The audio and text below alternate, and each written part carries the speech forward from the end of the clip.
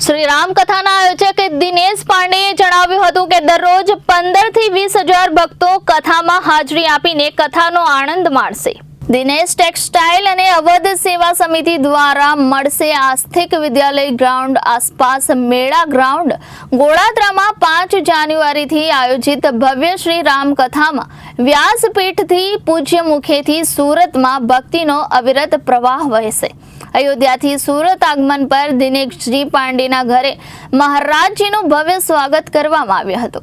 આ અવસરે મહારાજજીના જણાવ્યા પ્રમાણે કે શ્રી રામની કથા સાંભળીને જીવન ધન્ય બની જાય છે અને ભગવાન રામનું ચરિત્ર નિસ્વાર્થ ભાવથી અપનાવવું જોઈએ અને શ્રી રામ પ્રેમની મૂર્તિ સમાન છે। કથાની શરૂઆત 5 જાન્યુઆરી રવિવારથી કલશ યાત્રાથી થશે તથા સ્થળથી આસપાસ મંદિર સુધી કળશ યાત્રા નીકળશે।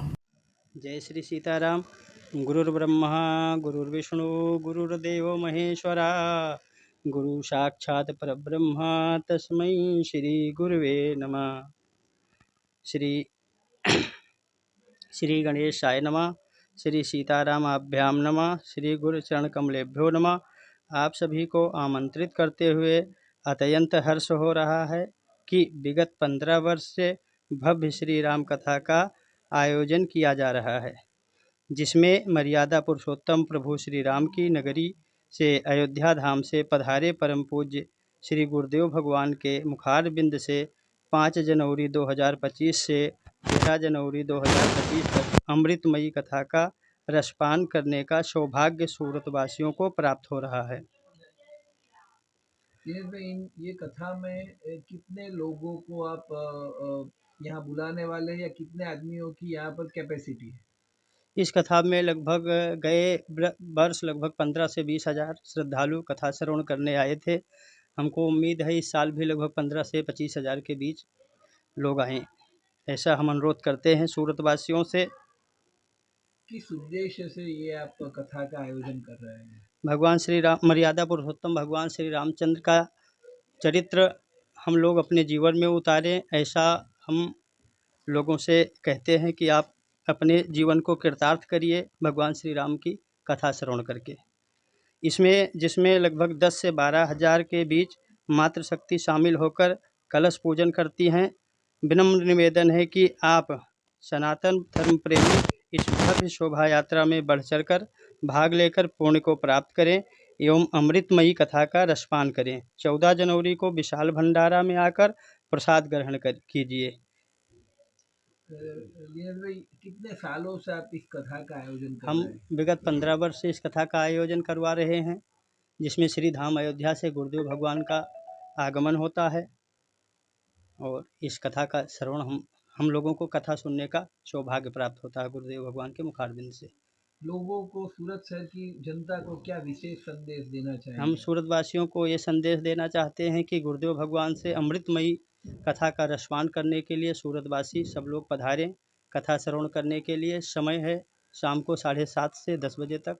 आप सभी से विनम्र निवेदन है कि आप लोग कथा श्रवण करने के लिए आएँ। जय श्री सीताराम।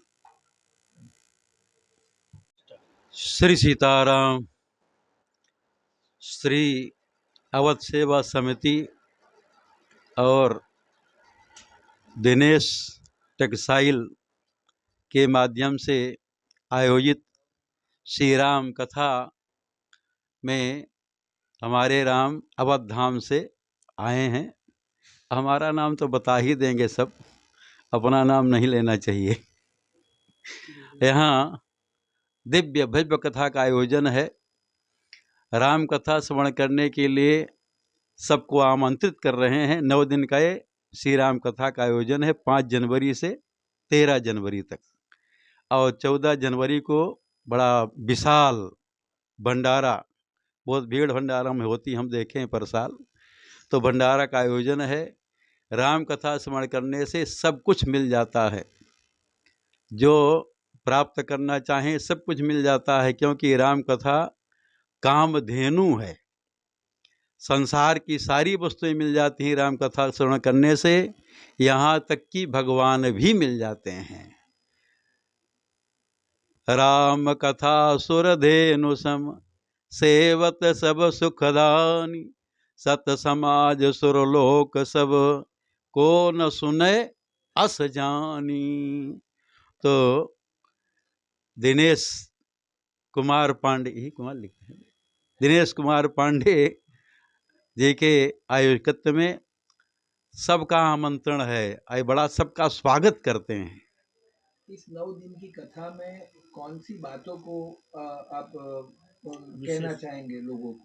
श्री रामचरित्र राम कथा है तो रामचरित्र, रामायण में राम जी का चरित्र है और रावण का चरित्र है। यही तो रामायण जिसमें राम और रावण जी का चरित्र हो। तो हमको आपको रामायण कथा सुनने से पता लगता है किसका चरित्र आचरण में लाना चाहिए, अनुकरण करना, राम का अथवा रावण का। यदि कोई रावण जैसा चरित्र का अनुकरण करता है तो राक्षस हो जाएगा, और राम जी का चरित्र अनुकरण करेगा तो मानव हो जाएगा।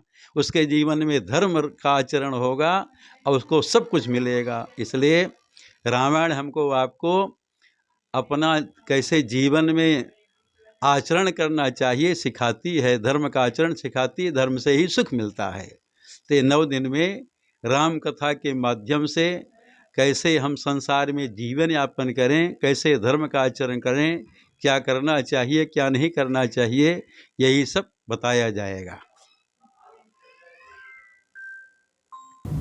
रिपोर्टर अरविंद राठौड़, जनादेश न्यूज़, सूरत।